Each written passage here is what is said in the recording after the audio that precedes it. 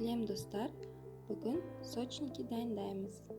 Ол үшін жұмыртқаға қантты салып, жақсылап венчикпен араластырамыз. Біздің жұмыртқалы массамыз әппақ болу керек. Ендігі кезекте бөлме температурасында тұрған сары майды саламыз.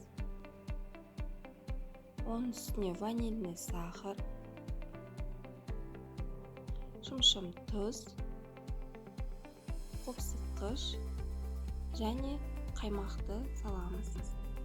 Енді осының барлығын венчикпен шамалы араластырып жіберіп, үстіне ұнды електен өткізіп салатын боламыз.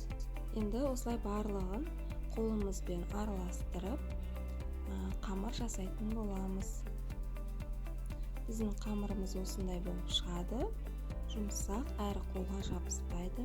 Пищевой пленкаға орап, салмасын дайындап алғанша холодильникке қоя тұрамыз.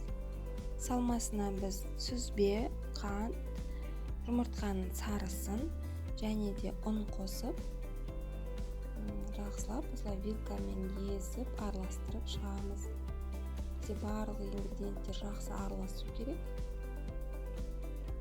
Енді мен осылай қамырды 4 бөлікке бөліп аламын.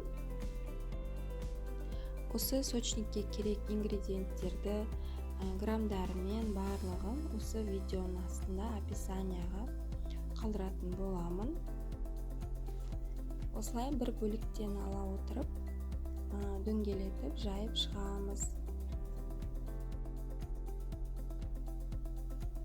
Сочниктерге мен осындай арнайы форма қолданамын. Өте ыңғайлы және барлығы осындай біркелкі болып шығады. Ортасына 1-1,5 шай қасық салмасынан саламыз. Осылай видеода көрсетілгендей осындай сочниктарымызды жасап шығатын боламыз.